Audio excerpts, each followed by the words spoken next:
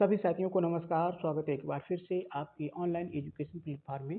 तो दोस्तों, आज हम लोग पढ़ेंगे प्राचीन भारत का इतिहास। ठीक है, इम्पॉर्टेंट टॉपिक है और इससे इम्पॉर्टेंट क्वेश्चन ही इन्हीं से बनेंगे। ठीक है, और ये वन लाइनर क्वेश्चन फॉर्म में है, तो इनमें हम लोग सबसे पहले देखेंगे इतिहास। ठीक है, तो शुरुआत करते हैं हम लोग। इतिहास का विभाजन की बात की जाए तो इतिहास का विभाजन 3 पार्ट में किया गया है: प्रागैतिहासिक काल, आद्य ऐतिहासिक काल और ऐतिहासिक काल। ठीक है, तो हम लोग शुरुआत करते हैं प्रागैतिहासिक काल। प्रागैतिहासिक काल यानी कि इस काल का इतिहास जो पूर्णतः पुरातात्विक साक्ष्यों से ही ज्ञात होता है, क्योंकि इस काल का कोई लिखित साक्ष्य उपलब्ध नहीं है। ठीक है, चलिए शुरुआत करते हैं। मानव सभ्यता के इस प्रारंभिक काल को सुविधा अनुसार 3 भागों में बांटा गया है: पुरापाषाण काल, मध्यपाषाण काल और नवपाषाण काल में। ठीक है, चलिए। भीमबेटका के गुफा चित्र जो पुरापाषाण कालीन है। ठीक है, आगे देखते हैं पहिए का प्रयोग नवपाषाण काल में हुआ था। तो पहिए का प्रयोग कब हुआ था? तो ये पहिए का प्रयोग जो हुआ था वो नवपाषाण काल में हुआ था। ठीक है, आगे देखते हैं कृषि का विकास नवपाषाण काल में हुआ था। मानव द्वारा आग का सर्वप्रथम प्रयोग नवपाषाण काल में किया गया, लेकिन जो आग की खोज हो गई थी वो पुरापाषाण काल में ही हो गई थी। ठीक है, आगे देखते हैं। मेहरगढ़ से कृषि के प्राचीनतम साक्ष्य मिले हैं। पशुपालन का प्रारंभ ये मध्यपाषाण काल में हुआ। पशुपालन के साक्ष्य भारत में आदमगढ़, होशंगाबाद मध्य प्रदेश तथा बागौर, भीलवाड़ा राजस्थान से प्राप्त हुए हैं। मध्यपाषाण कालीन महदहा जो प्रतापगढ़ उत्तर प्रदेश से हड्डी एवं सींग से निर्मित उपकरण प्राप्त हुए हैं। ठीक है, ये इंपॉर्टेंट है। आगे देखेंगे हम लोग।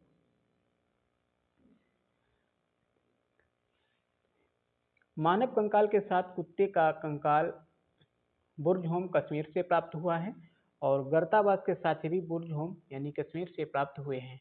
ठीक है, आगे देखेंगे हम लोग आद्य ऐतिहासिक काल की कुछ विशेषताएं। हड़प्पा सभ्यता की इस काल हड़प्पा सभ्यता को आद्य ऐतिहासिक काल में रखा जाता है। गैरिक एवं कृष्ण लोहित मृदभांड संस्कृत इसी काल से संबंधित हैं। ठीक है, अब देखेंगे हम लोग ताम्रपाषाण काल, यानी कि जिस काल में पत्थर एवं तांबे के औजारों का साथ साथ प्रयोग किया जाता था, उस काल को ताम्रपाषाण काल अथवा कैल्कोलिथिक कहते हैं। ठीक है, सर्वप्रथम तांबा धातु का प्रयोग औजारों के बनाने के में किया गया।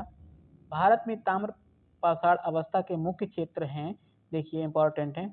दक्षिण पूर्वी राजस्थान जिसको आहाड़ एवं गिलुंद कहते हैं क्षेत्र में, पश्चिमी मध्य प्रदेश से मालवा, कायथा और एरड़ क्षेत्र में, पश्चिमी महाराष्ट्र तथा दक्षिणी पूर्वी भारत है। मालवा मृदभांड ताम्रपाषाण मृदभांडों में से उत्कृष्टतम माने जाते हैं। कौन से? मालवा मृदभांड। ठीक है, जोरवे स्थलों में सबसे बड़ा दैमाबाद है, और आहाड़ का प्राचीनतम नाम ताम्रवर्ती अर्थात तांबा वाली जगह है। इसके बाद में देखते हैं कायथा के मृदभांडों पर प्राक हड़प्पन यानी हड़प्पन और हड़प्पोत्तर संस्कृत का प्रभाव दिखाई देता है। कायथा जो मृदभांड है पर प्राक हड़प्पन, हड़प्पन और हड़प्पोत्तर यानी हड़प्पा के बाद वाली। ठीक है, आगे देखते हैं हम लोग। सभी ताम्रपाषाण समुदाय चाकों पर काले व लाल मृदभांडों का प्रयोग करते थे। जो ताम्रपाषाण समुदाय चाकों पर बने काले और लाल मृदभांडों का प्रयोग करते थे। ठीक है, नोट में देखिए, मानव द्वारा क्रमशः तांबा, कांसा और लोहा धातु का प्रयोग किया गया था। अब देखते हैं सिंधु घाटी सभ्यता यानी हड़प्पा सभ्यता, इंपॉर्टेंट है। सिंधु सभ्यता आद्य ऐतिहासिक सभ्यता है। कौन सी? आद्य ऐतिहासिक सभ्यता है। सिंधु सभ्यता का प्रौढ़ काल वो 2600 से 1700 ईसा पूर्व तक माना जा गया है। काले रंग की आकृतियों से चित्रित लाल मृदभांड हड़प्पा सभ्यता की विशेषता है। ठीक है, आगे देखते हैं। सिंधु घाटी सभ्यता का सर्वाधिक पूर्वी स्थल हिंडन नदी के किनारे कौन सा है? आलमगीरपुर जो जिला मेरठ उत्तर प्रदेश का है। पश्चिमी पुरा स्थल ये दास्क नदी के किनारे सुतकांगेंडोर ये बलूचिस्तान पाकिस्तान में है। उत्तरी पुरा स्थल ये चिनाव नदी के तट पर अखनूर के निकट मांडा जम्मू कश्मीर में, और दक्षिणी पुरा स्थल जो है वो गोदावरी नदी के तट पर दैमाबाद जिला अहमदनगर महाराष्ट्र में स्थित है। ठीक है, तो ये जो हो गए हैं हड़प्पा सभ्यता के जो चतुष्फलकी थी, ठीक है, उसकी दिशाएं कहाँ कहाँ तक ये फैला है। आगे देखते हैं, सिंधु सभ्यता एक नगरीय सभ्यता थी। ये इसकी विशेषता है, कौन सी थी? नगरीय सभ्यता थी। जबकि जो वैदिक सभ्यता है वो कौन सी थी? वो ग्रामीण सभ्यता थी। ठीक। सिंधु सभ्यता से परिपक्व अथवा अवस्था में प्राप्त होने वाले बड़े नगर जो हैं वो मोहनजोदड़ो, हड़प्पा और राखीगढ़ी, धौलावीरा और कालीबंगा हैं। ठीक है। आगे देखते हैं, भारत की स्वतंत्रता प्राप्ति के पश्चात हड़प्पा सभ्यता का सर्वाधिक पुरास्थलों का जो उत्खनन हुआ है वो हुआ है गुजरात में। ठीक है, सर्वाधिक पुरास्थलों का उत्खनन गुजरात में किया गया है। सिंधु वासियों को तांबा, कांसा, स्वर्ण और चांदी के विषय में जानकारी थी। आगे देखते हैं, लोथल से गोदीवाड़ा के साक्ष्य मिले हैं। हरियाणा के बनावली से पक्की मिट्टी की बनी हुई हल की प्रतिकृति मिली है। कहाँ से? हरियाणा के बनावली से पक्की मिट्टी की बनी हुई हल की आकृति मिली है। लोथल से गोदीवाड़ा मिला है। आगे देखेंगे, सैंधव सभ्यता के विशाल स्नानागार का साक्ष्य मोहनजोदड़ो से प्राप्त होता है। ठीक है, सैंधव सभ्यता का जो विशाल स्नानागार है वो कहाँ से मिला है? मोहनजोदड़ो से मिला है। राजस्थान के कालीबंगा से जुते हुए खेत के साक्ष्य मिले हैं। जुते हुए खेत के साक्ष्य कहाँ से मिले हैं? तो ये राजस्थान के कालीबंगा से। आगे देखेंगे, सैंधव सभ्यता कांस्ययुगीन सभ्यता थी तथा यहाँ के लोग लोहे से परिचित नहीं थे। ये क्वेश्चन आता है कि सैंधव सभ्यता के लोग किस धातु से परिचित नहीं थे। ठीक है, तो खासकर लोहा दिया होता है तो लोहे से परिचित नहीं थे। ये वैदिक सभ्यता के जो लोग थे वो लोहे से परिचित थे। आगे आता है, राखीगढ़ी हरियाणा के हिसार जिले में घग्गर नदी के पास स्थित है। कहाँ स्थित है? राखीगढ़ी हरियाणा में है और ये घग्गर हिसार जिले में घग्गर नदी के पास स्थित है। सिंधु घाटी के लोग पशुपति शिव की भी पूजा करते थे। इसके प्रमाण मोहनजोदड़ो से प्राप्त होते हैं। एक मोहर है जिस पर योगी की आकृति बनी हुई है। आगे है, उस योगी के दाईं ओर, देखिए इंपॉर्टेंट है ये फैक्ट, उस योगी के दाईं ओर बाघ और हाथी तथा बाईं ओर गैंडा और भैंसा चित्रित किए गए हैं। मार्शल महोदय ने इसे रुद्र शिव से संबंधित किया है। देखिए इंपॉर्टेंट है, क्वेश्चन आता है कौन कौन से हैं? बाघ, हाथी, गैंडा और भैंसा। अब ये आता है क्वेश्चन कि किसके साक्ष्य नहीं मिले हैं। शेर आता है, शेर के नहीं मिले हैं। ठीक है, घोड़े के नहीं मिले हैं। नेक्स्ट क्वेश्चन आगे देखते हैं, नोट। भारतीय पुरातत्व सर्वेक्षण विभाग के महानिदेशक सर जॉन मार्शल के निर्देश पर 1921 में दयाराम साहनी ने पंजाब, जो पाकिस्तान के तत्कालीन मोंटगोमरी जिले में रावी नदी के बाएं तट पर हड़प्पा के टीले का सर्वेक्षण करवाया। वर्ष 1922 में राखाल दास बनर्जी ने सिंध प्रांत के लरकाना जिले में सिंध नदी के दाहिने तट पर स्थित मोहनजोदड़ो के टीलों का पता लगाया था। 1921 में दयाराम साहनी ने किसकी? हड़प्पा संस्कृति, हड़प्पा की खोज की। ठीक है, उसका उत्खनन किया। 1922 में राखाल दास बनर्जी ने मोहनजोदड़ो के टीलों का पता लगाया वहां पर। मोहनजोदड़ो जो था, मोहनजोदड़ो ये मुआनजोदड़ो का शाब्दिक अर्थ है। इसका मृतकों का टीला। वस्त्रों के लिए कपास का उत्पादन सर्वप्रथम भारत में किया गया। सिंधु घाटी में कपास के उत्पादन का प्रमाण मिलता है। आगे देखेंगे,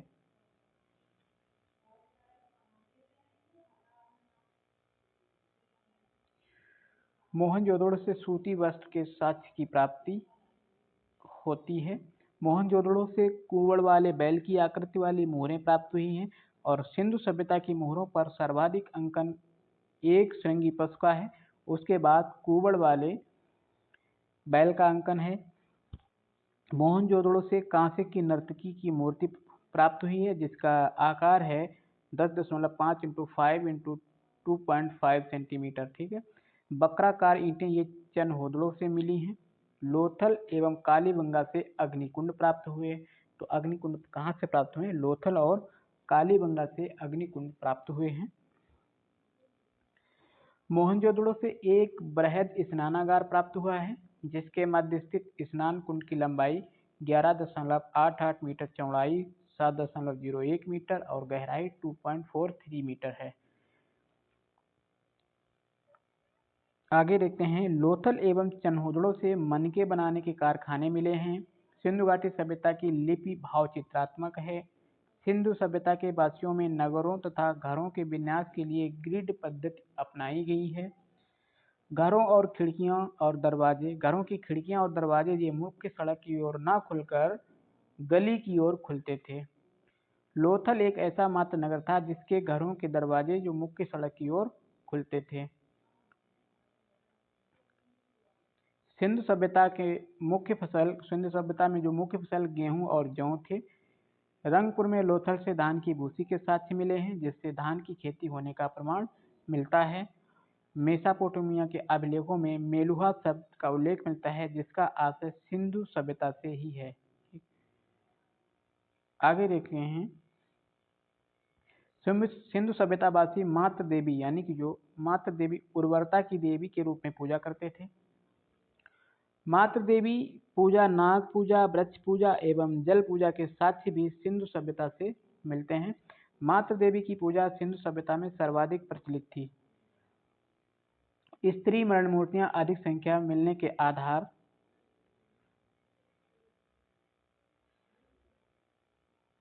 आगे देखते हैं,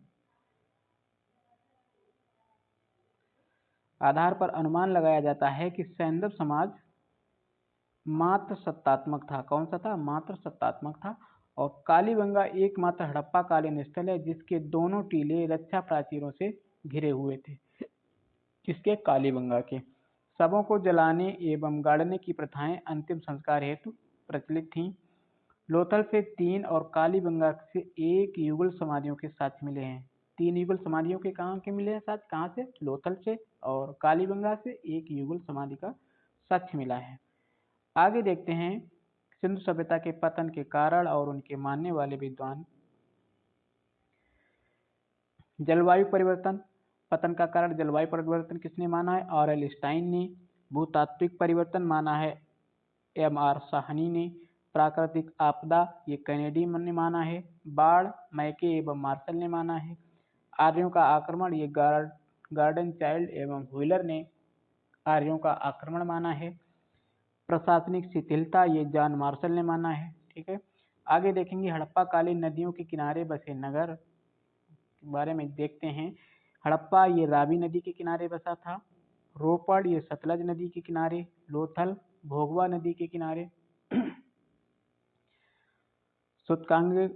सुतकाको ये सादीकौर नदी के किनारे। रंगपुर ये भादर नदी के किनारे। कुड़ाल सरस्वती नदी के किनारे बसा है। बनावली सरस्वती नदी के किनारे। भगवानपुरा ये भी सरस्वती नदी के किनारे। और आमरी ये सिंधु नदी के किनारे बसा है। मोहनजोदड़ो की बात करें तो मोहनजोदड़ो ये सिंधु नदी के किनारे बसा है। कालीबंगा घग्गर नदी के किनारे। सुतकेंगडोर ये दास्क नदी के किनारे। आलमगीरपुर ये हिंडन नदी के किनारे बसा है। कोटदीजी ये सिंधु नदी के किनारे। चन्होदड़ो ये सिंधु नदी के किनारे बसा था। मांडा ये चिनाव नदी के किनारे। दैमाबाद ये प्रवरा नदी के किनारे। और राखीगढ़ी ये घग्गर नदी के किनारे बसा था। ठीक है, अब देखते हैं प्रमुख धातु और प्राप्ति स्थल। तो प्रमुख धातु और प्राप्ति स्थल की बात करें, देखते हैं। सबसे पहले तांबा। ठीक है, तांबा ये खेतड़ी राजस्थान और बलूचिस्तान से प्राप्त होता था। लाजवर्द ये बदख्शां अफगानिस्तान से। फिरोजा और टिन ये ईरान से प्राप्त होता था। चांदी ये राजस्थान की जावर एवं अजमेर की खानों से एवं अफगानिस्तान एवं ईरान से। सीसा ये अफगानिस्तान से प्राप्त होता था। शिलाजीत ये हिमालय से। और गोमेद ये गुजरात से प्राप्त होते थे। आगे है, अब देखेंगे वैदिक संस्कृति। सिंधु सभ्यता के पश्चात वैदिक संस्कृति का विकास हुआ। वैदिक काल का विभाजन 2 विभागों में किया गया। ऋग्वैदिक काल 1500 से 1000 ईसा पूर्व और उत्तर वैदिक काल ये 1000 से 600 ईसा पूर्व तक इसका विभाजन किया गया है। आगे देखते हैं ऋग्वैदिक काल। ऋग्वैदिक काल 1500 से 1000 ईसा पूर्व। वैदिक संस्कृत को मानने वालों को आर्य कहा जाता है। आर्य संस्कृत भाषा का शब्द है जिसका शाब्दिक अर्थ श्रेष्ठ या कुलीन होता है। वैदिक संस्कृति ग्रामीण थी। आर्यों की भाषा संस्कृत थी। 4 वेदों को सम्मिलित रूप से संहिता कहते हैं। वेदों में सर्वाधिक महत्वपूर्ण एवं प्राचीन ऋग्वेद है। ऋग्वेद, यजुर्वेद तथा सामवेद को वेद त्रयी कहा जाता है। किसको किसको? ऋग्वेद, यजुर्वेद और सामवेद, इनको क्या कहा जाता है? वेद त्रयी कहा जाता है। आगे देखते हैं, वर्ण शब्द का सर्वप्रथम उल्लेख ऋग्वेद में मिलता है। ऋग्वेद में वर्ण शब्द रंग के अर्थ में तथा कहीं कहीं व्यवसाय के चयन के अर्थ में प्रयुक्त हुआ है। ऋग्वेद में 10वें मंडल के पुरुष सूक्त में सर्वप्रथम शूद्र शब्द मिलता है। कौन से? ऋग्वेद के 10वें मंडल के पुरुष सूक्त में शूद्र शब्द का प्रयोग उल्लेख मिलता है। आगे है, यहाँ चारों वर्णों की उत्पत्ति एक विराट पुरुष के विभिन्न अंगों से बताई गई है। ऋग्वेद में ईश्वर महिमा, देवताओं की स्तुति, यजुर्वेद में कर्मकांड, सामवेद में संगीत का विस्तृत उल्लेख है। ऋग्वेद में कुल 10 मंडल हैं। ऋग्वेद में कुल 1028 सूक्त हैं और 10,552 ऋचाएँ हैं। पहला और 10वां मंडल ये नवीनतम है और 2 से लेकर 9 मंडल ये पुराने मंडल हैं।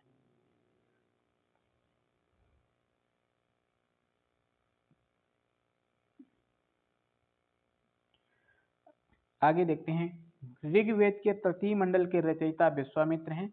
प्रसिद्ध गायत्री मंत्र वो तृतीय मंडल में मिलता है। ऋग्वेद की अनेक बातें अवेस्ता से मिलती हैं, जो कि ईरानी भाषा यानी पारसी धर्म का प्राचीनतम ग्रंथ है।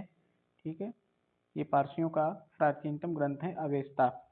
ऋग्वेद में सर्वाधिक 250 सूक्त इंद्र को और 200 सूक्त अग्नि को समर्पित हैं।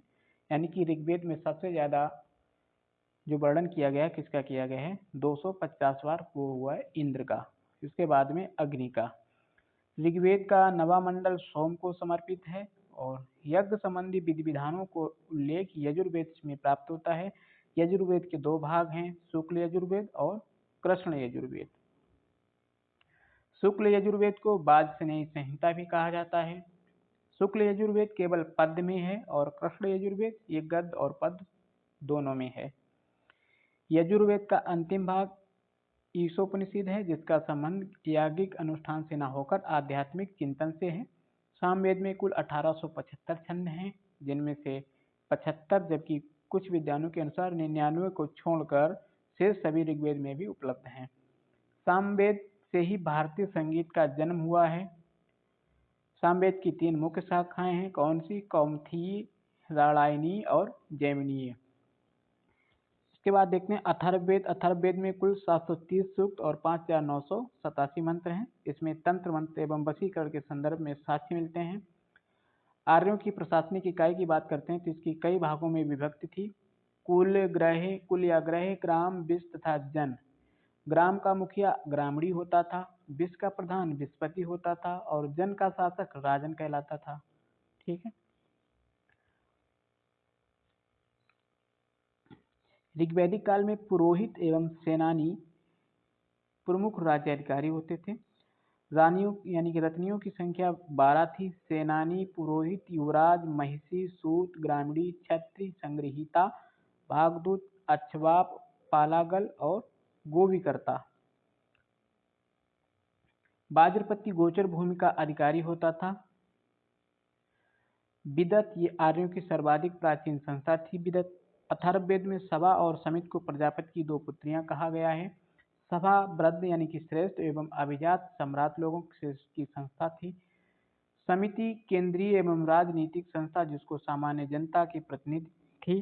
समिति ये राजा की नियुक्ति पदच्युत करने एवं उस पर नियंत्रण रखती थी। समिति के सभापति को ईशान कहा जाता था। ऋग्वैदिक काल में स्त्रियों सभा एवं समिति में भाग लेती थी। किसमें? ऋग्वैदिक काल में। आगे है दास राज्य यानी कि दास राज्य युद्ध का वर्णन ऋग्वेद में मिलता है। यह युद्ध कहाँ? परुशड़ी यानी कि जो वर्तमान में रावी नदी के तट पर सुदास एवं 10 जनों के बीच लड़ा गया, जिसमें सुदास विजयी हुआ था।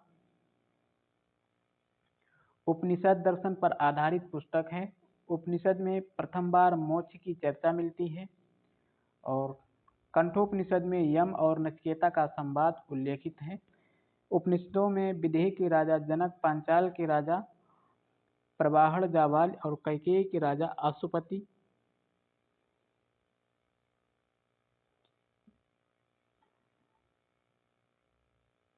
और काशी के राजा अजातशत्रु का उल्लेख मिलता है।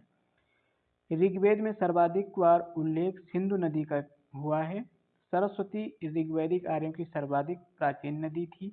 सरस्वती को मातेत्मा, देवीत्मा और नदीत्मा कहा गया है।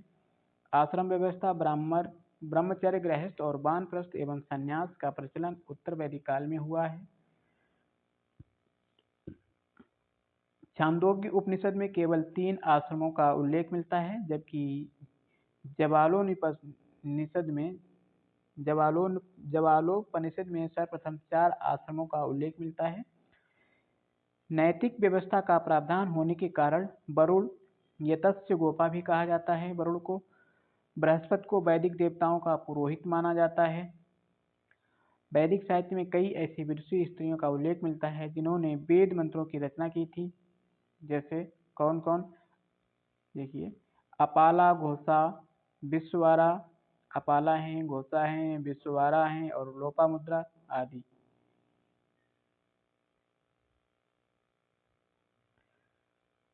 आगे देखते हैं वैदिक युगीन प्रमुख शब्दावलियां एवं अर्थ।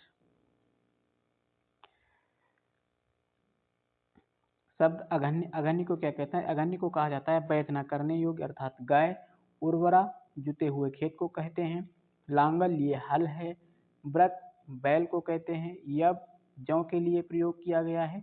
गोधूम गेहूं के लिए। हिरण्य सुवर्ण ये सोने के लिए, सोना के लिए। करीस ये गोबर की खाद। बेकनाथ ये ऋण देकर ब्याज लेने वाला वर्ग। तंदुल ये धान होता था। ब्रीह और ये चावल। ठीक है, आगे देखेंगे। लोपामुद्रा ऋषि अगस्त्य की पत्नी थी लोपामुद्रा, और आर्यों का समाज पितृ प्रधान था। समाज की सबसे छोटी इकाई परिवार या कुल थी, जिसका मुखिया पिता होता था, जिसको कुलप कहा जाता था। स्त्रियों के पति के साथ यज्ञ कार्य में भाग लेने की स्वतंत्रता थी। बाल विवाह एवं पर्दा प्रथा का प्रचलन नहीं था। विधवा अपने मृतक पति के छोटे भाई यानी देवर के साथ विवाह कर सकती थी, यानी कि इसे नियोग प्रथा कहा जाता था। आजीवन विवाहित रहने वाली महिलाओं को अमाजू कहा जाता था। पशुपालन एवं कृषि कार्यों का मुख्य व्यवसाय था। पशुपालन एवं कृषि आर्यों का मुख्य व्यवसाय था और आर्यों का प्रिय पशु घोड़ा था। आर्यों के सर्वाधिक प्रिय देवता इंद्र थे।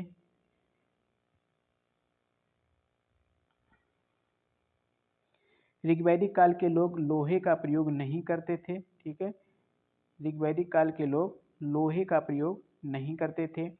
उत्तर वैदिक काल में प्रयोग की जाने वाली धातु श्याम अयस्क अथवा कृष्ण अयस्क की चर्चा मिलती है, जिसको लोहा ही कहते हैं, ये उत्तर वैदिक काल में।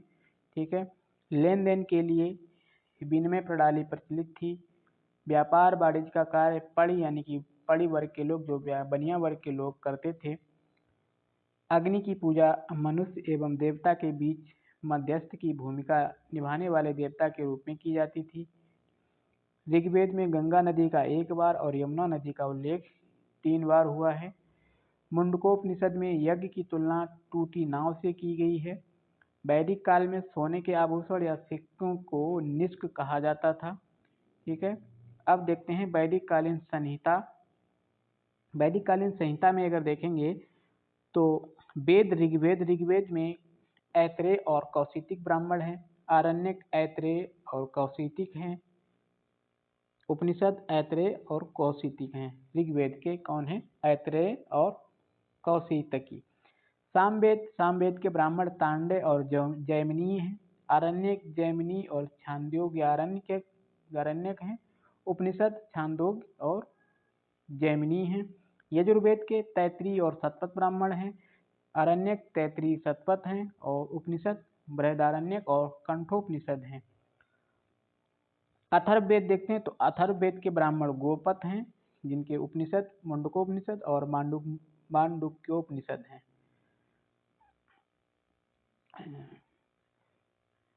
पुरुष मेध यज्ञ का उल्लेख शतपथ ब्राह्मण में है। गोत्र शब्द का सर्वप्रथम प्रयोग उल्लेख ऋग्वेद में मिलता है। ऋग्वेद की मूल लिपि ब्राह्मी थी। ऋग्वेद की मूल लिपि ब्राह्मी थी और जंगल की देवी को अरण्यानी कहा जाता है। आगे देखते हैं ऋग्वैदिक कालीन नदियाँ।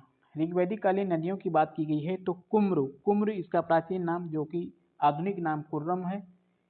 वितस्ता, जिसका आधुनिक नाम झेलम है। ऐसे देखो, जो कुर्रम है इसका प्राचीन नाम क्या था? कुरुम। झेलम का नाम वितस्ता था प्राचीन। परसुड़ी, अब इधर देखो प्राचीन नाम परसुड़ी है। परसुड़ी को क्या कहते हैं? रावी नदी। विपाशा को व्यास, दृष्टदती को घग्गर, सुबास्तु को स्वात, कुंभा को काबुल, अस्किनी का चिनाव, शतुद्री को सतलज, सदानीरा को गंडक, गोमती को गोमल। ठीक है, आगे देखते हैं ऋग्वैदिक कालीन देवता और उनसे संबंध। इंद्र ये युद्ध के नेता यानी कि वर्षा का देवता के रूप में जाने जाते थे। अग्नि, ये देवता एवं मनुष्य के बीच मध्यस्थ थे।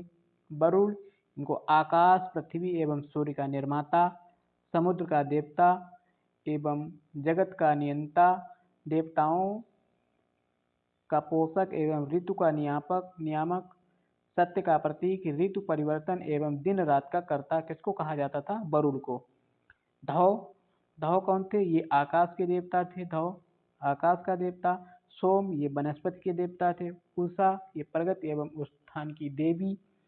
अश्विन, ये विपत्तियों को हरने वाले देवता। पूषण, ये पशुओं के देवता थे। विष्णु, ये विश्व के संरक्षक एवं पालनकर्ता। मरुत, आंधी तूफान का देवता। रुद्र, आसुरी शक्तियों को दमन करने वाले देवता थे। आगे देखेंगे उत्तर वैदिक काल। अब हम लोग देखेंगे उत्तर वैदिक काल। तो उत्तर वैदिक काल, इसका काल क्या था? तो उत्तर वैदिक काल का जो काल समय था उसका 1000 से 600 ईसा पूर्व, और ऋग्वैदिक काल का 1500 से 1000 ईसा पूर्व। ठीक है, उत्तर वैदिक काल का इतिहास मुख्यतः यजुर्वेद, सामवेद, अथर्ववेद और ब्राह्मण ग्रंथ, आरण्यक एवं उपनिषद ग्रंथों पर आधारित है। इस काल में वर्ण जन्म के आधार पर निर्धारित होने लगा था। इस काल के लोग लोहे के हथियारों का प्रयोग करने लगे थे, यानी कि लोहे की खोज 1000 ईसा पूर्व के लगभग हुई थी। ठीक है, आगे देखेंगे इस सभ्यता का विस्तार गंगा यमुना दोआब तक विस्तारित हो गया था। उत्तर वैदिक काल में आजीविका का मुख्य आधार कृषि हो गया था और शतपथ ब्राह्मण में कृषि की चारों क्रियाओं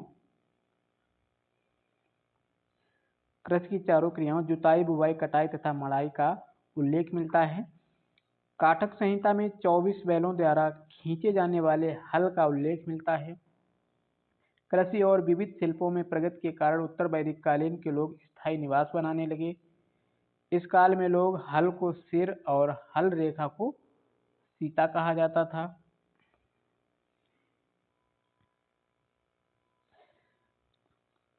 उत्तर वैदिक काल में मुद्रा की इकाई निष्क और शतमान थी। प्रजातांत्रिक संगठनों में सभा समिति तो बनी रही, किंतु विदत का अस्तित्व समाप्त हो गया था। कब? उत्तर वैदिक काल में।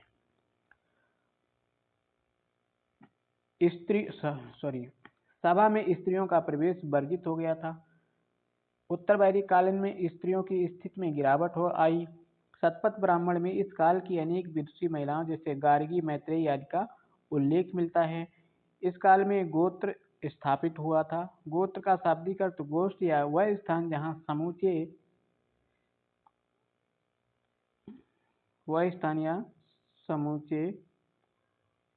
कुल का गोधन पाला जाता था, लेकिन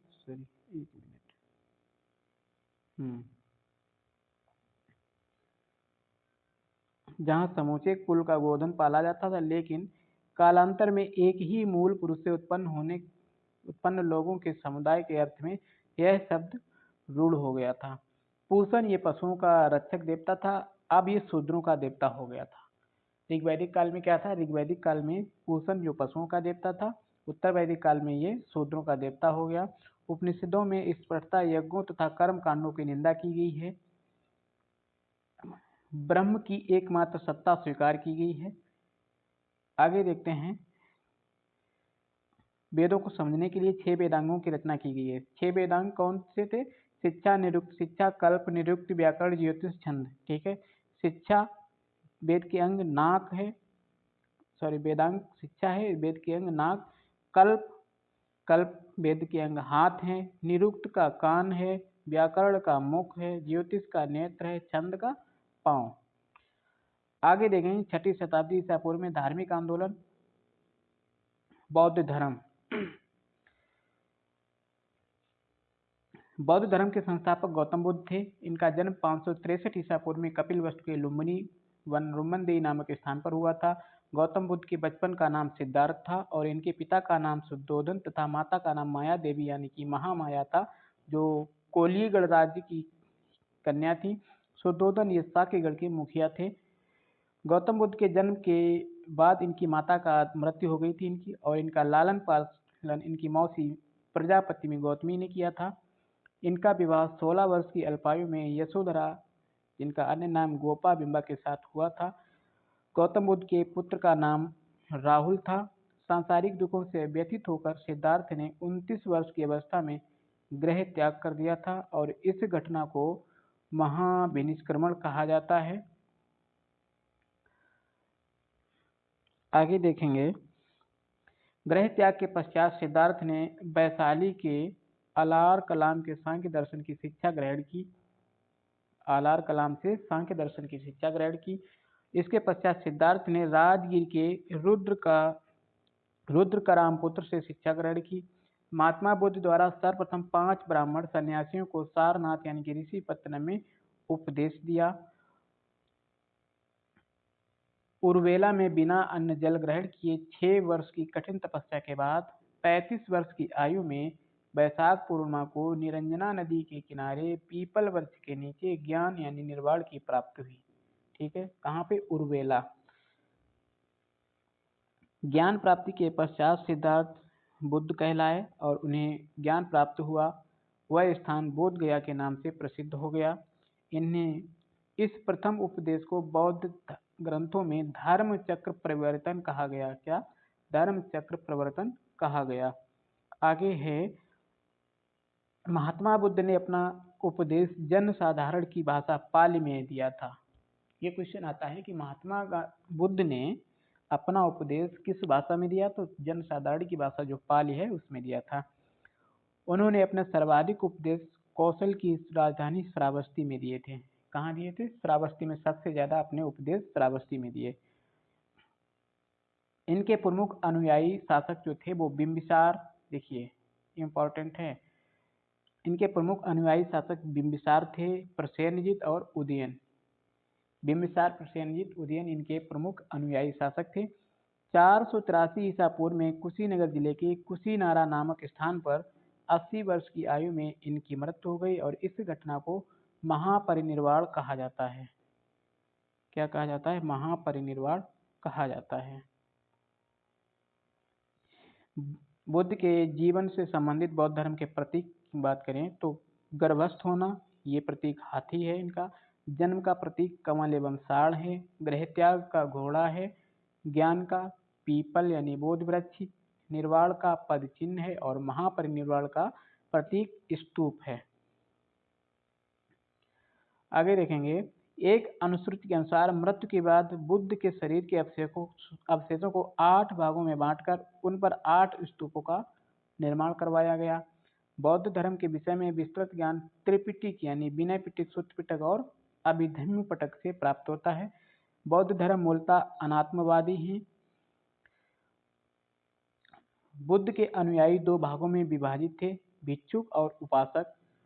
भिक्षुक ये बौद्ध धर्म के प्रचार के लिए संन्यास ग्रहण करने वाले भिक्षुक कहा गया और उपासक ये गृहस्थ जीवन व्यतीत करते हुए बौद्ध धर्म अपनाने वालों को उपासक कहा गया।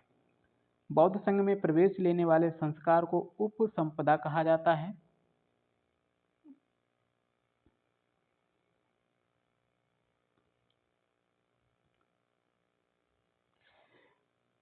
बुद्ध धम्म और संघ के बौद्ध धर्म में त्रिरत्न कहा गया है।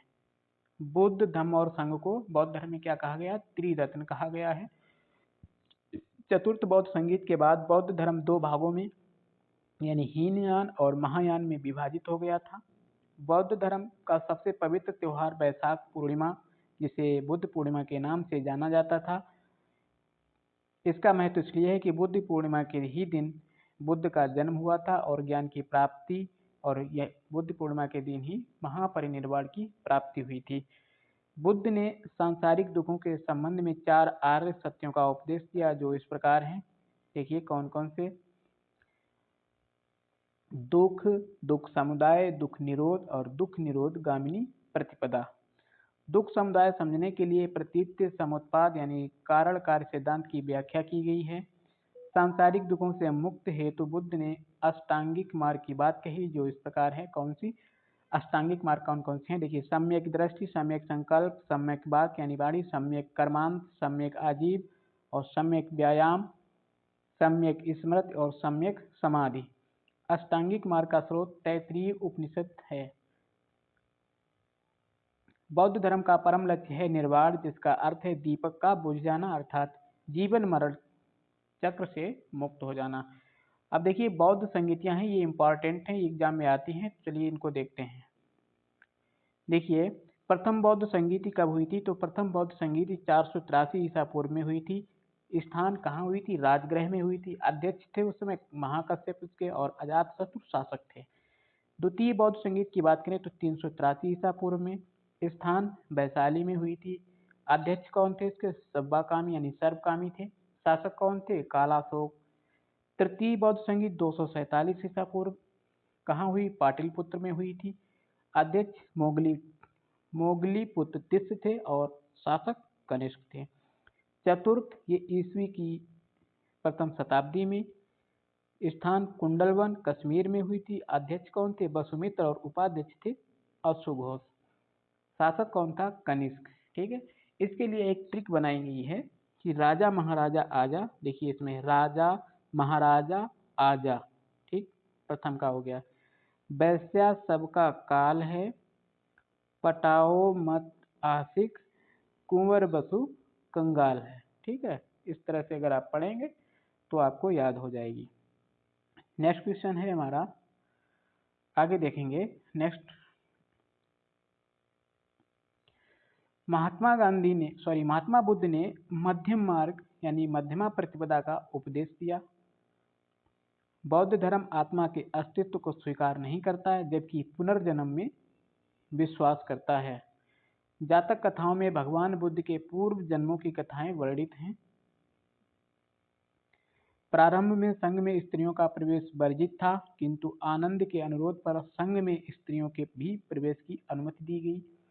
संघ में प्रवेश करने वाली प्रथम स्त्री महात्मा बुद्ध की विमाता प्रजापति गौतमी थी, और वैशाली की नगर वधु आम्रपाली भी महात्मा बुद्ध की शिष्या थीं।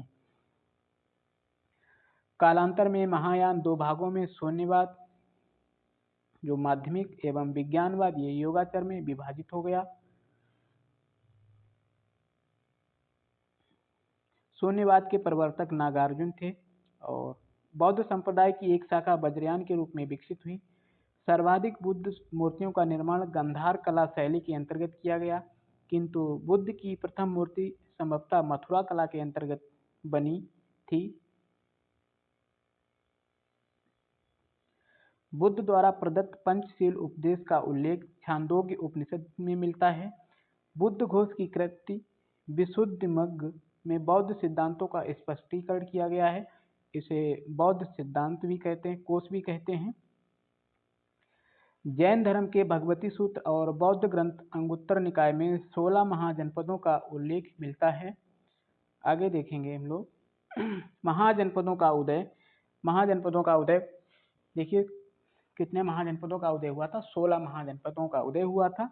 उनके बारे में देखते हैं। पहला महाजनपद अंग, जिसकी राजधानी चंपा थी, जो वर्तमान क्षेत्र स्थित है, वो भागलपुर मुंगेर बिहार में है। दूसरा अवंती, जिसकी राजधानी उज्जैन या महिष्मती, ये मालवा मध्य प्रदेश क्षेत्र में है। तीसरा सूरसेन, ये मथुरा जिसकी राजधानी थी। ये मथुरा उत्तर प्रदेश।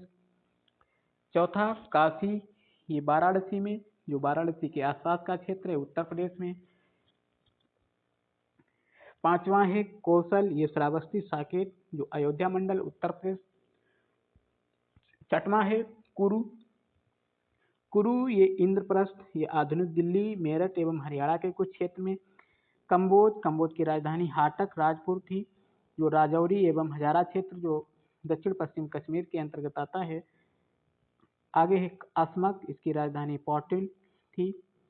महाजनपद यानी कि ये क्षेत्र इनका गोदावरी नदी क्षेत्र दक्षिण भारत का एकमात्र जनपद है, ठीक है। इसके बाद में नौवां है चेदी, जिसकी राजधानी सोक्तिमती, ये बुंदेलखंड उत्तर प्रदेश का क्षेत्र आता है। 10वां है पांचाल, इसकी राजधानी अहिछत्र या काम्पिल, ये बरेली, बदायूं, फर्रुखाबाद उत्तर प्रदेश के लगभग आता है क्षेत्र। बज्जी, इसकी राजधानी वैशाली विदेह, ये मुजफ्फरपुर और दरभंगा के मिथिला के आसपास का क्षेत्र बिहार में है। वत्स, वत्स की कौशाम्बी राजधानी थी, ये प्रयागराज इलाहाबाद के आसपास का क्षेत्र उत्तर प्रदेश में। मगध, ये गिरिव्रज राजधानी जिसकी थी राजगृह, स्थान जो वर्तमान में है वो पटना और गया बिहार का है। इसके बाद में आता है मत्स्य, मत्स्य ये विराटनगर जिसकी राजधानी थी, ये जयपुर राजस्थान के आसपास का क्षेत्र है। मल्ल, ये पावा तथा कुशीनगर राजधानी थी इनकी, जो वर्तमान क्षेत्र कुशीनगर, देवरिया आदि उत्तर प्रदेश में है। 16वां गांधार, इसकी राजधानी तक्षशिला थी, जो कि रावलपिंडी और पेशावर जो वर्तमान में पाकिस्तान के अंतर्गत आता है। आगे देखेंगे जैन धर्म। जैन धर्म, जैन धर्म के प्रथम तीर्थंकर एवं संस्थापक ऋषभदेव थे और जैन धर्म के 23वें तीर्थंकर कौन थे? पार्श्वनाथ थे। पार्श्वनाथ काशी के इक्ष्वाकुवंशी राजा अश्वसेन के पुत्र थे। इन्होंने 30 वर्ष की अवस्था में संन्यास ग्रहण कर लिया। 83 दिनों की तपस्या के बाद इन्हें ज्ञान की प्राप्ति हुई और इनके द्वारा दी गई शिक्षाएं सत्य, अहिंसा, अस्तेय यानी कि चोरी ना करना, अपरिग्रह यानी संपत्ति ना रखना, ठीक है। महावीर के माता पिता पार्श्वनाथ के अनुयायी थे। महावीर स्वामी जैन धर्म के 24वें और अंतिम तीर्थंकर थे। महावीर का जन्म 599 ईसा पूर्व में कुंडलग्राम यानी कुंडग्राम वैशाली में हुआ था। महावीर के पिता सिद्धार्थ यात्रक कुल के मुखिया तथा माता त्रिशला लिच्छवी राजा चेटक की बहन थीं। महावीर स्वामी के बचपन का नाम वर्धमान था और महावीर की पत्नी का नाम यशोदा था एवं इनकी पुत्री का नाम अनोजा प्रियदर्शनी था। महावीर ने 30 वर्ष की आयु में माता पिता की मृत्यु के पश्चात अपने बड़े भाई नंदिवर्धन से अनुमति लेकर सन्यासी जीवन को अपनाया। 12 वर्षों की कठोर तपस्या के बाद महावीर को जृंभिक ग्राम के समीप ऋजुपालिका नदी के तट पर साल वृक्ष के नीचे ज्ञान प्राप्त हुआ। ज्ञान प्राप्त होने के बाद महावीर जिन यानी विजेता, अहर्त यानी पूज्य और निर्गंथ बंधन मुक्त कहलाए। महावीर स्वामी ने अपना उपदेश प्राकृत अर्थात अर्धमागधी भाषा में दिया था। आगे देखेंगे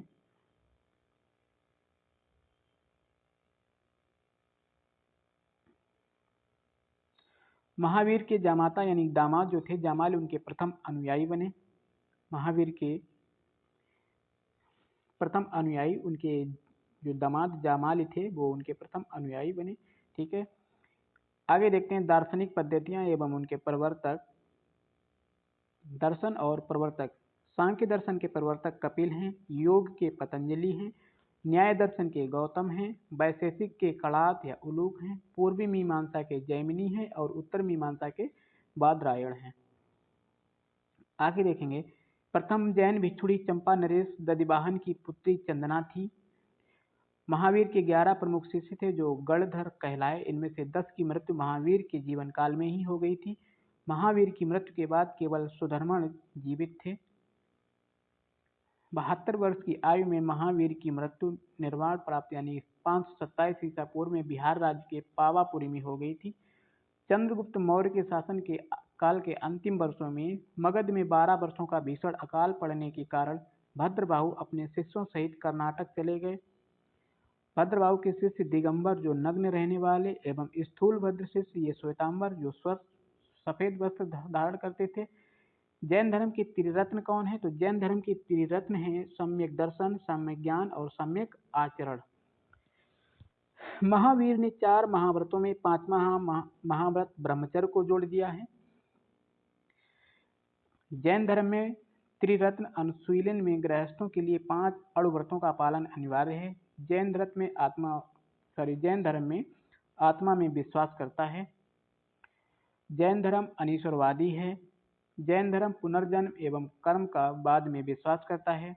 जैन धर्म के सप्तभंगीनय ज्ञान के अन्य नाम स्यादवाद और अनेकांतवाद हैं। जैन धर्म मतावलंबी प्रमुख राजा उदयन, चंद्रगुप्त मौर्य, कलिंग नरेश, खारवेल और राष्ट्रकूट राजा अमोघवर्ष आदि ये जैन धर्म के मतावलंबी थे। कर्नाटक के श्रवणबेलगोला में मैसूर के गंग वंश के मंत्री चामुंड ने 10वीं शताब्दी में विशाल बाहुबली की मूर्ति गोमतेश्वर की मूर्ति का निर्माण करवाया है। ये कर्नाटक में भद्रबाहु द्वारा रचित कल्पसूत्र में जैन तीर्थंकरों का जीवन का उल्लेख मिलता है। अहिंसा जैन धर्म का आधारभूत बिंदु है। 14 पूर्व प्राचीनतम जैन ग्रंथ हैं। 12 अंगों में जैन सिद्धांतों का संकलन प्रथम जैन सभा में किया गया। 24 जैन तीर्थंकर और उनके प्रतीक चिन्ह की देखते हैं। पहले तीर्थंकर ऋषभदेव थे। इनका प्रतीक चिन्ह था बैल। पहले का क्या था? बैल था, यानी कि ऋषभदेव का प्रतीक चिन्ह बैल था। अजीतनाथ का प्रतीक चिन्ह हाथी था। संभवनाथ का घोड़ा था। अभिनंदन का बंदर था। ठीक है, आगे देखते हैं हम लोग।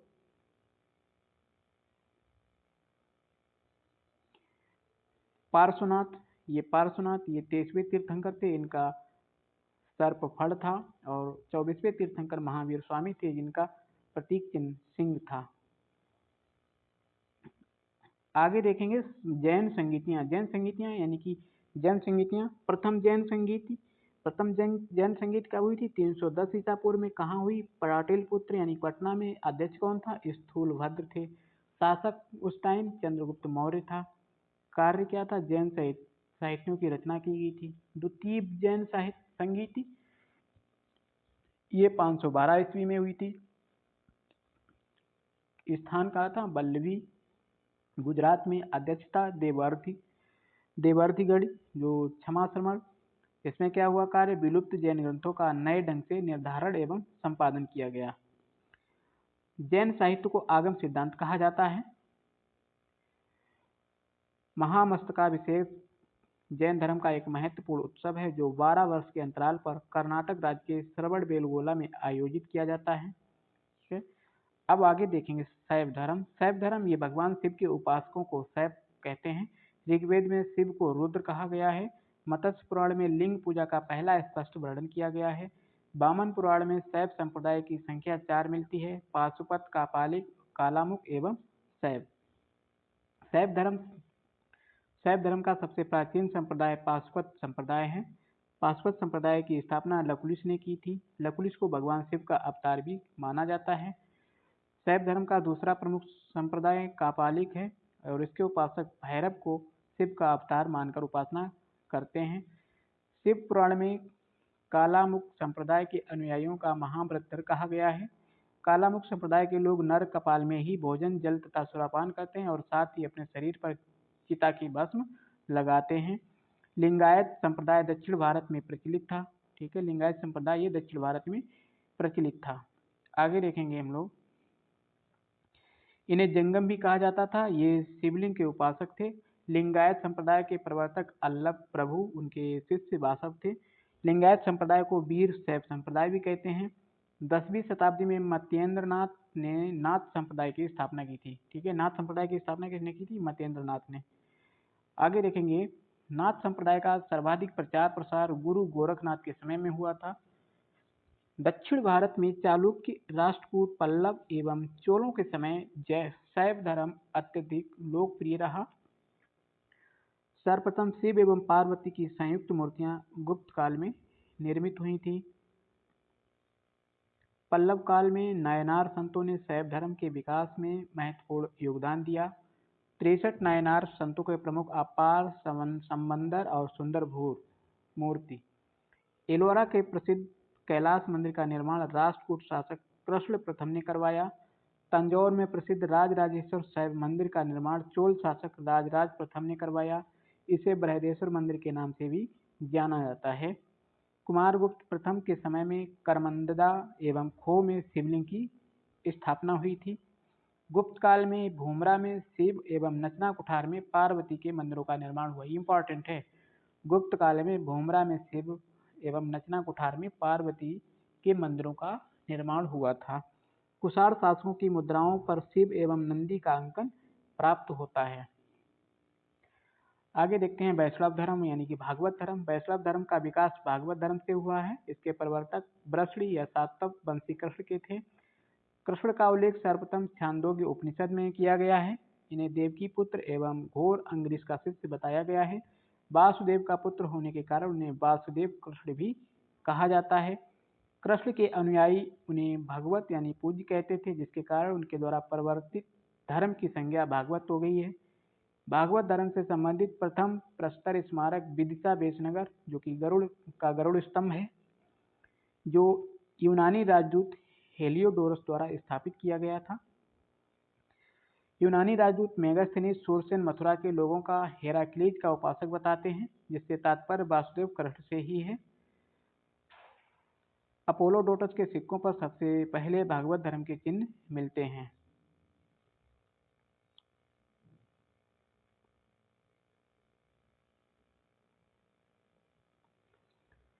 यूनानी राजदूत मेगास्थनीज ये सूरसेन मथुरा के लोगों को हेराक्लीज का उपासक बताता है, जिससे तात्पर्य वासुदेव कृष्ण से ही। ठीक है, ये तो हो चुका है।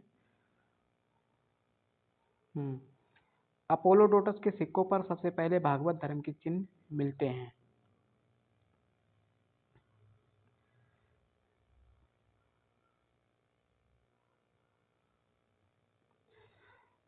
गुप्त नरेश वैष्णव मतानुयायी थे तथा इन्होंने इसे राजधर्म बनाया। गुप्त शासकों के काल में ही वैष्णव धर्म का चरमोत्कर्ष हुआ था। अधिकांश गुप्त शासक परम भागवत की उपाधि ग्रहण करते थे। विष्णु का वाहन गरुड़ स्तंभों का गरुड़ गुप्तों का राज चिन्ह था। आगे है कि राष्ट्रकूट शासक जो दंती दुर्ग ने एलोरा में प्रसिद्ध दशावतार मंदिर बनवाया था, और तमिल प्रदेश में वैष्णव धर्म का प्रचार प्रसार अलवार संतों द्वारा किया गया था। अलवार संतों की संख्या की बात की जाए तो 12 थी। अलवार संतों में प्रमुख थे तिरुमंगई, पेरिये अलवार, आंडाल और नामालवार आदि। अलवारों में एकमात्र महिला संत आंडाल थी। मत्स्य पुराण में विष्णु के दशावतारों का उल्लेख मिलता है। मत्स्य, कूर्म, वाराह, नरसिंह, वामन, परशुराम, राम, कृष्ण, बुद्ध और कल्कि, यानी कि मत्स्य पुराण में विष्णु के 10 अवतारों का उल्लेख मिलता है। आगे देखते हैं कुछ संप्रदाय और मत संस्थापक। दशनामी संप्रदाय के मत क्या थे? अद्वैतवाद, और इनके संस्थापक आदि शंकराचार्य। वैष्णव संप्रदाय के विशिष्टाद्वैत, ये संस्थापक इसके रामानुज थे। ब्रह्म के मत द्वैत, संस्थापक थे आनंद तीर्थ यानी माधव। रुद्र संप्रदाय के मत शुद्ध द्वैताद्वैत, संस्थापक वल्लभाचार्य यानी विष्णु स्वामी। सनक संप्रदाय के मत द्वैताद्वैत थे, इनके संस्थापक निम्बार्क थे। ठीक है, तो ये इंपॉर्टेंट हैं, ये पूछे जाते हैं एग्जाम में ज़्यादातर। यानी कि अद्वैतावाद के संस्थापक आदि शंकराचार्य, विशिष्टाद्वैत के रामानुज, द्वैत के आनंद तीर्थ, शुद्ध द्वैताद्वैत वल्लभाचार्य और द्वैताद्वैत के निम्बार्क। ठीक है, आगे प्रमुख संप्रदाय उनसे संबंधित और उनके संस्थापक। बरकरी संप्रदाय के संस्थापक नामदेव हैं। धरकरी के रामदास हैं। एक मिनट, सॉरी। बरकरी के संस्थापक नामदेव, धरकरी के संस्थापक रामानुज, श्री वैष्णव के धरकरी के रामदास, आजीवक के मखली गोसाल, यद्रक्षवाद के आचार्य अजित केस कम्बलिन, भौतिकवाद के पकु दकच्चायन, घोर अक्रियावादी के पूर्वण कश्यप और अनिश्चयवादी के संजय बेलिठपुत्र। आगे देखेंगे हम लोग मगध राज्य का उत्कर्ष।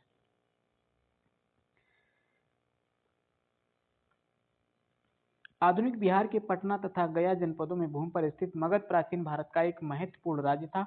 मगध का प्रथम राजवंश हार्यक वंश था और इस वंश का संस्थापक बिंबिसार था, जिसने गिरिव्रज यानी राजगृह को अपनी राजधानी बनाया था। बिंबिसार ने अपने राजवैद्य जीवक को अवंती नरेश चंड प्रद्योत की चिकित्सा के लिए उनके राज्य में भेजा था। बिंबिसार के पश्चात उनका पुत्र अजातशत्रु कुड़िक शासक बना। हर्यक वंश का अंतिम शासक नागदशक था। नागदशक को उसके अमात्य शिशुनाग ने अपदस्थ कर शिशुनाग वंश की स्थापना की थी। शिशुनाग वंश का अंतिम शासक राजा नंदिवर्धन था और तथा यानी कि अथवा महानंदिन था। नंद वंश का संस्थापक महापदम नंद था और नंद वंश का अंतिम शासक था वो धनानंद था। धनानंद सिकंदर का समकालीन था और धनानंद को पराजित कर चंद्रगुप्त मौर्य ने मौर्य वंश की स्थापना की थी। आज आगे देखते हैं मौर्य साम्राज्य। मौर्य साम्राज्य यानी कि ये चाणक्य, कौटिल्य, विष्णुगुप्त ने धनानंद को हराने में चंद्रगुप्त की सहायता की और चंद्रगुप्त का प्रधानमंत्री बना था कौन? चाणक्य यानी कौटिल्य। ठीक है, जिसको विष्णुगुप्त भी कहते हैं। चाणक्य द्वारा लिखी गई पुस्तक अर्थशास्त्र है, जिसका विषय राजनीति है। देखते हैं चंद्रगुप्त मौर्य ने 305 ईसा पूर्व के आसपास सेल्यूकस निकेटर यानी जो बेबीलोन का शासक को पराजित किया, जिसने बाद में अपनी पुत्री कार्नेलिया का हेलेना का विवाह चंद्रगुप्त के साथ करके उसे एरिया यानी काबुल, अराकोसिया, कंधार और पेरिपेमिसराय, हेरात तथा जेड्रोसिया, मकरान कुल 4 प्रांत दहेज में दिए थे।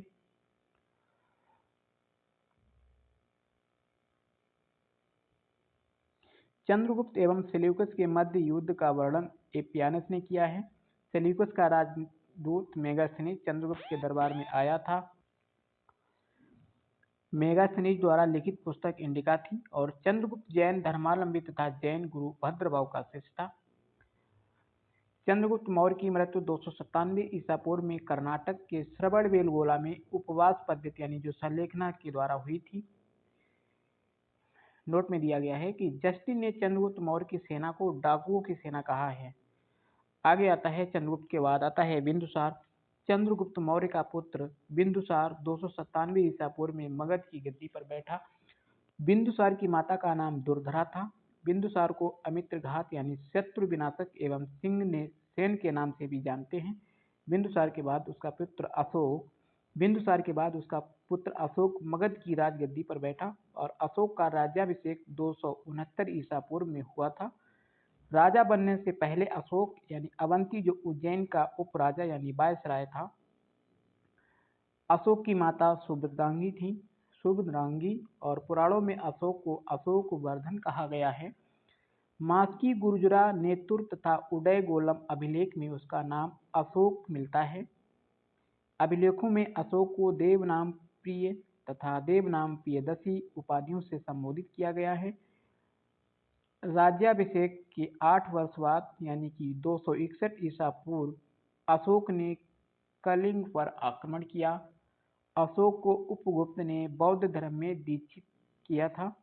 अशोक ने आजीविक संप्रदाय के अनुयायियों को रहने के लिए बराबर की पहाड़ियों में 4 गुफाएं बनवाई थी, जिनका नाम लोमस ऋषि, कर्ण चौपार, सुदामा तथा विश्व झोपड़ी था। ठीक है, अशोक के द्वारा धम्म प्रचारक के लिए भेजे गए प्रचारक सोन एवं उत्तरा ये सुवर्णभूमि बर्मा जो वर्तमान में म्यांमार क्षेत्र है यहाँ भेजे थे। महेंद्र एवं संघमित्रा ये अशोक के पुत्र एवं पुत्री को श्रीलंका में भेजा। मंझातिक को कश्मीर और गांधार में भेजा। महारक्षित को यवन राज्य में भेजा। अशोक के अभिलेखों में 3 भागों में विभक्त किया जाता है, शिलालेख, स्तंभलेख और गुहालेख। अशोक के शिलालेखों की खोज 1750 ईस्वी में टेम्पथलर ने की थी। कौशाम्बी अभिलेख को रानी का अभिलेख कहा जाता है। रुमनदेई स्तंभलेख ये सबसे छोटा स्तंभलेख है। धम्म यात्रा के दौरान अशोक द्वारा लुम्बिनी में भू राजस्व की दर घटाने का उल्लेख रुमनदेई अभिलेख यानी रुमिनदेह स्तंभ में मिलता है। सरेकुना यानी कंदहार अभिलेख ग्रीक एवं अरामाइक भाषाओं में प्राप्त हुआ है। अशोक के समय मौर्य साम्राज्य में प्रांतों की संख्या 5 थी। प्रांतों को चक्र कहा जाता था। अशोक के बौद्ध होने का सबसे प्रबल प्रमाण मिलता है वो भाब्रू यानी भाब्रू बैराट से प्राप्त लघु शिलालेख से मिलता है। राज्याभिषेक से संबंधित मास्की के लघु शिलालेख में अशोक ने स्वयं को बुद्ध शाक्य कहा है। सोहगौरा ये ताम्र अभिलेख तथा महास्थान अभिलेख में अकाल के समय राज्य द्वारा अनाज वितरण का उल्लेख मिलता है। अशोक के प्रमुख शिलालेख दिए गए हैं और उनके विषय दिए गए हैं, देखते हैं।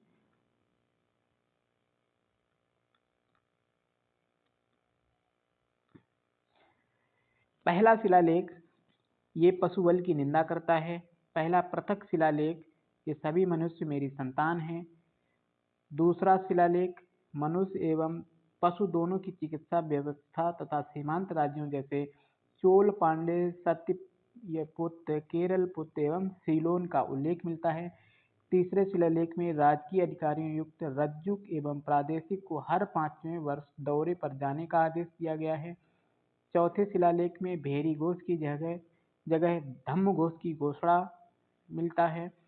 5वें अभिलेख में धम्म महामात्रों की नियुक्ति के विषय में जानकारी मिलती है 5वें अभिलेख में। छठे अभिलेख में प्रजा के लिए कार्य के लिए मुझे हर जगह सूचना दे सकते हैं। 7वां शिलालेख मिलता है आत्मनियंत्रण तथा मस्तिष्क की शुद्धता का उपदेश। 8वें शिलालेख में मिलता है अशोक की तीर्थ यात्राओं का उल्लेख मिलता है। 9वें शिलालेख में सच्ची भेंट एवं सच्चे शिष्टाचार का उल्लेख मिलता है। 10वां शिलालेख में धम्म के पालन का उपदेश मिलता है।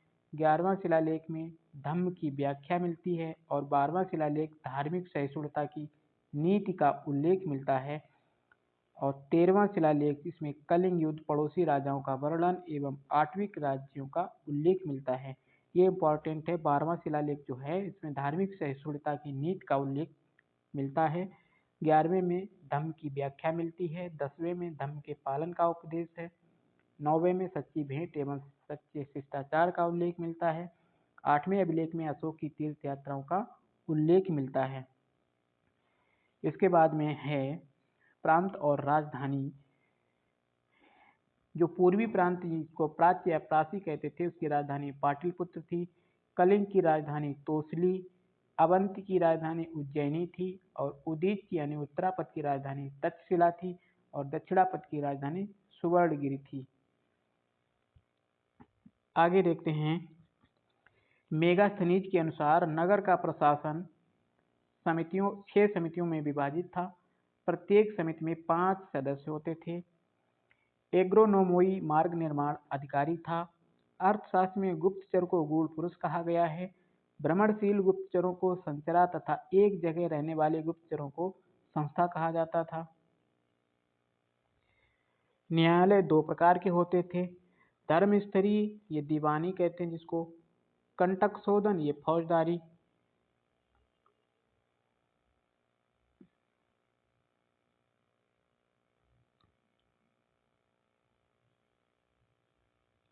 सरकारी भूमि सीता कहलाती थी। सरकारी भूमि सीता कहलाती थी। बिना वर्षा के उपजाऊ भूमि अदेव मात्रक कहलाती थी। राजकीय भूमि की व्यवस्था करने वाला प्रधान अधिकारी सीताध्यक्ष कहलाता था। राजूक युक्त प्रादेशिक धम्म महामात्र स्त्रयाध्यक्ष और ब्रज भूमिक मौर्यकाल के प्रमुख प्रशासनिक पदाधिकारी थे। शासन की व्यवस्था के लिए केंद्रीय प्रशासन अनेक विभागों में बटा हुआ था जिसे तीर्थ कहा जाता था। अर्थशास्त्र में 18 तीर्थ 26 अध्यक्षों का उल्लेख मिलता है। मेगास्थनीज ने भारतीय समाज को 7 वर्गों में विभाजित किया है। सैनिक, निरीक्षक, दार्शनिक, अहीर, किसान, कारीगर और एवं सभासद। अर्थशास्त्र में वर्णित प्रमुख तीर्थ और अध्यक्ष। पुरोहित ये धर्म एवं दान विभाग का प्रधान था। युवराज ये राजपुत्र था। सेनापति सैन्य विभाग का प्रधान। समाहर्ता ये आय का संग्रह करता होता है। सन्निधाता ये राजकीय कोष का अध्यक्ष होता था। लक्षणाध्यक्ष ये मुद्रा जारी करना। आकाराध्यक्ष ये खानों का अध्यक्ष होता था। प्रदेष्टा ये फौजदारी न्यायालय का न्यायाधीश कमिश्नर होता था। प्रणयाध्यक्ष ये वाणिज्य विभाग का अध्यक्ष होता था। शीताध्यक्ष ये राजकीय कृषि विभाग का अध्यक्ष। व्यावहारिक ये धर्मस्थली न्यायालय का न्यायाधीश। कर्मांतिक ये उद्योगों एवं कारखानों का अध्यक्ष। दंडपाल ये पुलिस अधिकारी। विविताध्यक्ष चरागाह प्रमुख। अंतपाल ये सीमावर्ती दुर्गों का रक्षक। सोनाध्यक्ष ये बूचड़खाना का प्रमुख। गणिकाध्यक्ष ये वेश्याओं का प्रमुख होता था। आगे दिया गया है हमारा, आगे है भारत में मौर्य वंश का अंतिम शासक बृहद्रथ था। बृहद्रथ की हत्या उसके सेनापति पुष्यमित्र शुंग ने 184 ईसा पूर्व में करके शुंग वंश की स्थापना कर दी। शुंग वंश का वास्तविक संस्थापक जो था पुष्यमित्र शुंग था। इसने दो अश्वमेध यज्ञ तथा पतंजलि इसके पुरोहित थे। भरहुत स्तूप का पुनरुद्धार पुष्यमित्र ने करवाया था। पुष्यमित्र की मृत्यु के बाद उसका पुत्र अग्निमित्र शुंग वंश का शासक बना। इसके बाद आता है कण्व वंश। शुंग वंश का अंतिम शासक देवभूत था, जिसकी हत्या करके 75 ईसा पूर्व में वासुदेव ने कण्व वंश की स्थापना की। फिर आता है सातवाहन वंश। सातवाहन वंश यानी कि सिमुक ने कण्व वंश के अंतिम शासक सुशर्मा की हत्या करके सातवाहन वंश की स्थापना की। सातवाहनों की राजधानी प्रतिष्ठान महाराष्ट्र में थी। इस वंश के महत्वपूर्ण शासकों में सिमुक सतकर्णी, प्रथम गौतमीपुत्र सतकर्णी और वशिष्ठ पलमावी एवं यज्ञ श्री सातकीर्ण थे। पश्चिम का स्वामी गौतमीपुत्र सातकर्णी को कहा जाता है। उसने 2 अश्वमेध यज्ञ तथा 1 राजसूय यज्ञ किया था। सातवाहन शासकों ने चांदी, तांबा, सीसा तथा पोटीन की मुद्राओं का प्रचलन किया। सातवाहनों ने सर्वप्रथम शीशे के सिक्के चलाए थे। ब्राह्मणों को भूमि दान करने की प्रथा सातवाहन वंश ने ही प्रारंभ की थी। सातवाहनों का शासकों को दक्षिणापद का स्वामी कहा जाता है। गाथा सप्तशती के रचयिता हाल तथा बृहद कथा के रचयिता गुणाढ्य सातवाहन काल के साहित्यकार थे। इसके बाद में भारत में विदेशी आक्रमण होता है। विदेशी आक्रमण हिंदी यूनानी यानी कि इंडो ग्रीक, जिसमें शक, पल्लव और कुषाणों ने क्रमशः भारत पर आक्रमण किया। भारत पर सर्वप्रथम डेमेट्रियस ने आक्रमण किया। इसने साकल को अपनी राजधानी बनाया। हिंदी यूनानी शासकों में सबसे प्रसिद्ध मिनांडर था। मिनांडर की राजधानी साकल यानी सियालकोट थी। मिनांडर को नागसेन ने बौद्ध धर्म में दीक्षित किया था। मिलिंद पन्हो ये मिलिंद के प्रश्न में मिनांडर एवं नागसेन के प्रश्नोत्तरों का वर्णन है। सर्वप्रथम हिंदी यूनानी शासकों ने ही भारत में लेख वाले सिक्के तथा सोने के सिक्के जारी किए थे। हेलेनिस्टिक कला का संबंध हिंदी यूनानी शासकों से है। भारत में गांधार कला इसका सर्वोत्तम उदाहरण है। फिर आता है शक। यूनानियों के पश्चात शक भारत में आए। शक मूलतः मध्य एशिया से आए थे। शक 5 उपशाखाओं में विभक्त थे। उज्जैन ने एक शासक ने शकों को पराजित करके विक्रमादित्य की उपाधि धारण की थी और 57 ईसा पूर्व में विक्रम संवत चलाया गया था। भारत में शकों का सबसे प्रतापी शासक रुद्रदामन था। रुद्रदामन ने विशुद्ध संस्कृत भाषा का सबसे पहले अभिलेख जूनागढ़ गिरिनार में जारी किया। शकों ने प्रशासन की छत्रप प्रणाली चलाई थी। इसके बाद में हिंद पार्थियन यानी पल्लव। शकों के बाद पश्चिमोत्तर भारत में इनका आधिपत्य स्थापित हुआ। पल्लव वंश का सर्वाधिक शक्तिशाली शासक गोंडोफर्निस था। गोंडोफर्निस के शासनकाल में सेंट थॉमस ईसाई धर्म प्रचार करने के लिए भारत आया था। फिर आते हैं कुषाण वंश। कुषाण वंश पल्लवों यानी पार्थियाई के पश्चात कुषाण भारत आए। कुषाण चीन की यूची जाति की एक शाखा से थे। कुषाण वंश की स्थापना कुजुल कटफिस ने की थी। कुषाण शासकों में बिम कटफिस ने सर्वप्रथम सोने के सिक्के जारी किए थे। बिम कटफिस महेश्वर की उपाधि धारण की थी। उसके सिक्कों पर शिव, नंदी तथा त्रिशूल की आकृति मिलती है। इस वंश का सबसे प्रतापी राजा कनिष्क था। कनिष्क की प्रथम राजधानी पुरुषपुर यानी पेशावर थी तथा दूसरी राजधानी मथुरा थी। कनिष्क ने संभवतः गद्दी पर बैठते ही 78 ईस्वी यानी शक संवत चलाया।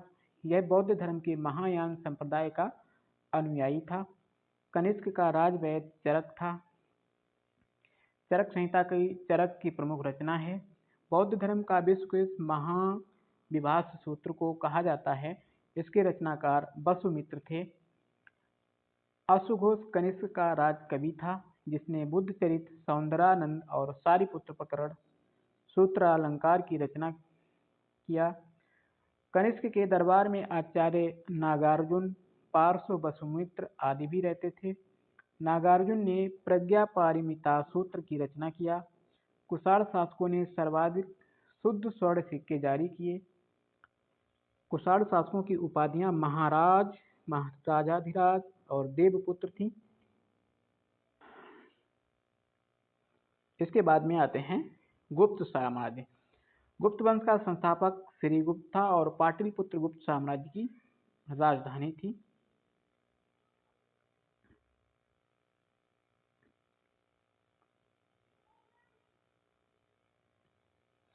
इस वंश का प्रथम शासक चंद्रगुप्त प्रथम यानी कि लगभग 319 ईसा पूर्व से 319 ईस्वी से 335 ईस्वी था। इसने सर्वप्रथम महाराजाधिराज की उपाधि धारण की तथा लिच्छवी वंश की राजकुमारी कुमार देवी से विवाह किया था। चंद्रगुप्त प्रथम ने 319 ईस्वी में गुप्त संवत प्रारंभ किया था। इसके पश्चात समुद्रगुप्त गुप्त वंश का शासक बना, जिसको भारत का नेपोलियन भी कहा जाता है। इसने आर्यवर्त के 9 शासकों तथा दक्षिणापथ के 12 शासकों को पराजित किया। समुद्रगुप्त को कविराज की उपाधि प्रदान की गई है। समुद्रगुप्त के संधि विग्राहक विदेश मंत्री तथा राजा हरिसेन, राजकवि हरिसेन ने प्रयाग प्रशस्ति की रचना की। समुद्रगुप्त उत्तराधिकारी चंद्रगुप्त द्वितीय 375 ईस्वी में गद्दी पर बैठा। चंद्रगुप्त द्वितीय के काल में फाह्युआन नामक चीनी यात्री भारत आया था। शकों को पराजित करके इसने विक्रमादित्य की उपाधि धारण की तथा चांदी के सिक्के चलवाए थे।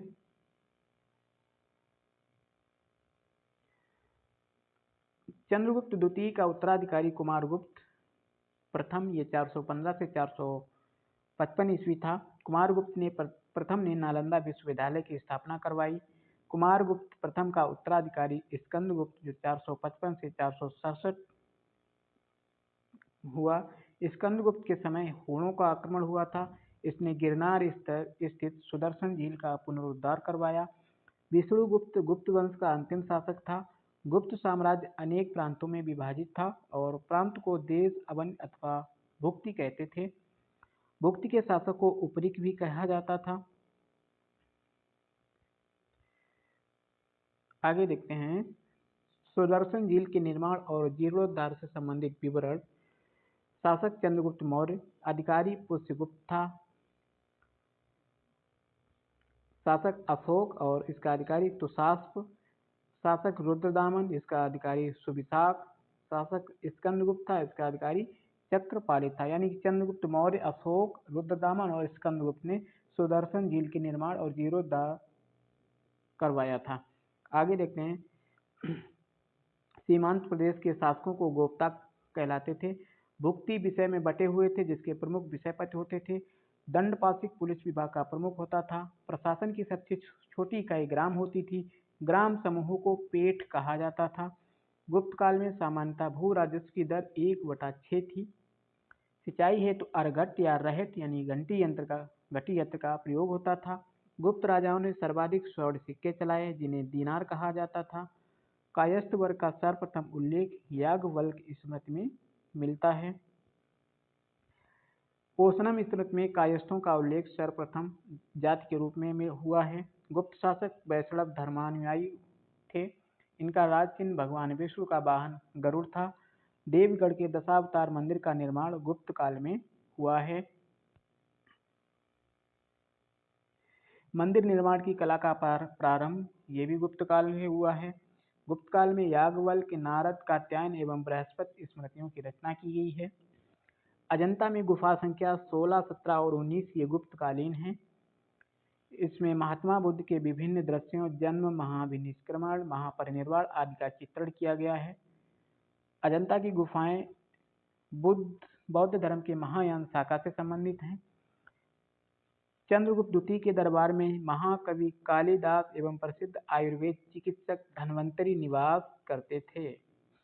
आर्यभट्ट महान गणितज्ञ थे। इन्होंने आर्यभट्टियम तथा सूर्य सिद्धांत नामक ग्रंथ लिखा।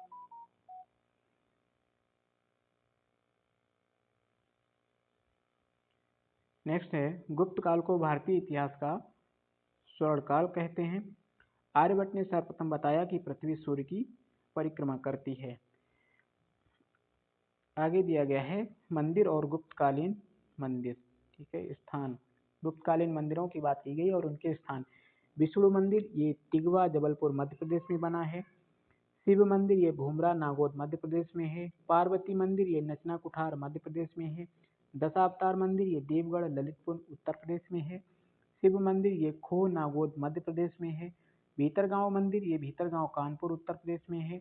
लक्ष्मण मंदिर ये सिरपुर रायपुर छत्तीसगढ़ जो ईंटों के द्वारा बना मंदिर है, ठीक है। ये गुप्तकाल मंदिर हैं। इसके बाद में आते हैं वाकाटक राजवंश। वाकाटक राजवंश की स्थापना लगभग 250 ईस्वी में बिंदुसार ने की थी।